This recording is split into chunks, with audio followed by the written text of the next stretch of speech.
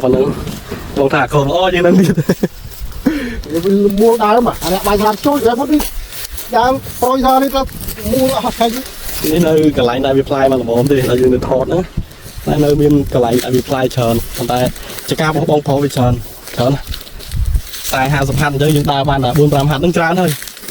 lạch xong rồi thôi mà không đọc phi cần lăng tôn em mấy căn khó đến cái khả năng của cái đất mẹ tha lùm còn ôn mưa bị dùm ngái biết đôi đam tại nhôngกับพวกlà thọt kiện nhá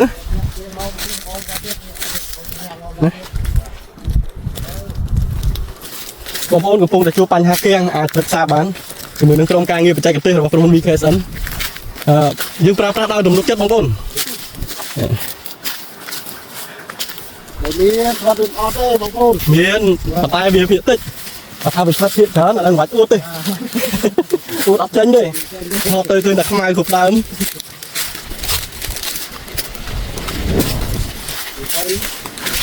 មើលពីខាងនេះទៅឡើងដំកង់និយាយរួមទៅវាផ្លែដំកង់តែម្ដង2ក្រាមទេបងប្អូនបាទ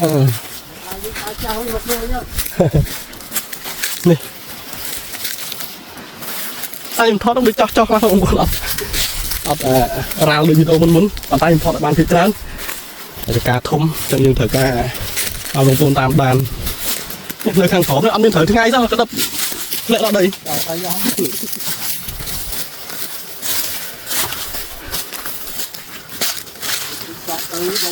នមិនត្រូវទុកមេឃលក្ខណៈផ្លែកាមកបដាក់គ្នាផ្លែមកបដាក់គ្នាមកអូនទៅកោមហ្មងវាគ្រប់ដើមទៅបីដល់យើងមើលមកផ្លែថាអត់នេះតែយើងស៊ូមើលបងប្អូនដឹងស្រាប់ហើយតែដល់បានរួយចាប់តាមលូតហូរហែទៀតគាត់មកទៅថាល្អខ្ញុំគាត់ថាល្អ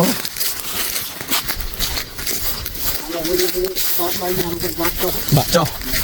យើងមើលរះល្មិចខាងនេះខាងក្រោម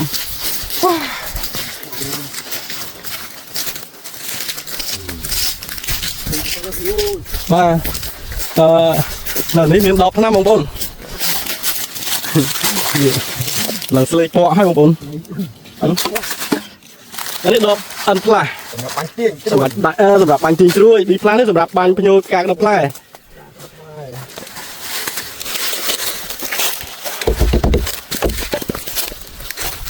សំបីតែយើង